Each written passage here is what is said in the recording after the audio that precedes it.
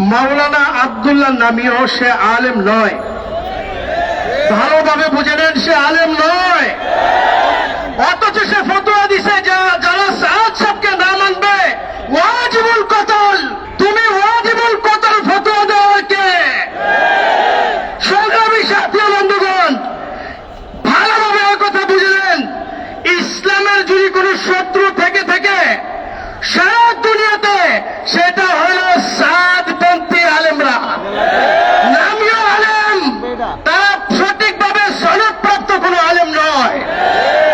মাওলানা সাদ সাহেবকে যদি কেউ আমির না মানে, সে জাহান্নামে যাবে। কোথায় যাবে?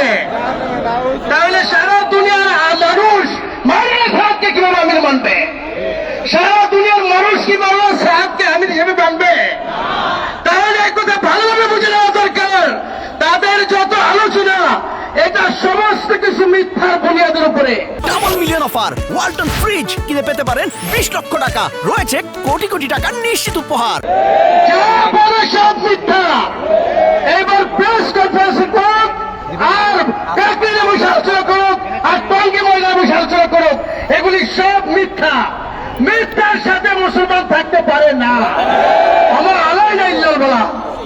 যেখানে দারুল উলুম দেওবন্দ সহ সারা বাংলাদেশের সমস্ত ওলামায়ে কেরাম, হিন্দুস্তানের বড় বড় আকাবির হযরত ওলামায়ে কেরাম, পাকিস্তানের হযরত ওলামায়ে কেরাম, সকলেই যে পথ অবলম্বন করেছে, একটা নির্দিষ্ট গোষ্ঠী তার বিরোধিতা করছে।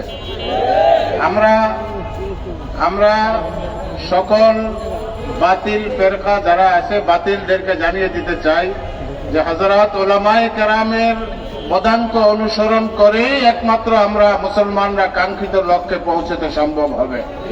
ওলামায়ে কেরামকে বাদ দিয়ে যারা এই দেশে দ্বীনের কাজ করতে চায়, তারা তাদের কাজগুলি গোমরাহি ছাড়া অন্য কিছুই নয়। আমি আশা করব আল্লাহ তাআলা তাদেরকে হেদায়েত দান করবেন এবং হযরত ওলামায়ে কেরামদের নেতৃত্ব তারা মেনে নেবে। আল্লাহ তাদেরকে সহি বুঝ দান করবেন। একটি দল থাকে হকের উপর, আর একটি দল থাকে বাতিলের উপর।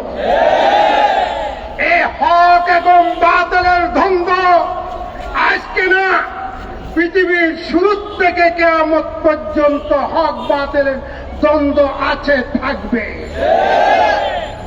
হকের দুর্বল, কিন্তু পরিশেষে দেখা যায় হক জয়ী হয়, বাতিল ধ্বংস হয়ে যায়।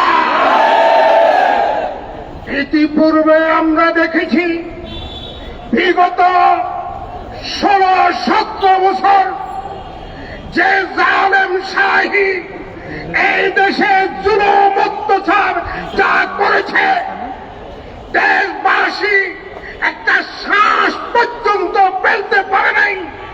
ওই জালেম শাহীর উপরে বল করে এই তথাকথিত এই সাদিয়ানি যাদেরকে বলা হয়, এই গ্রুপ যে তাণ্ডব ইতিপূর্বে করেছে,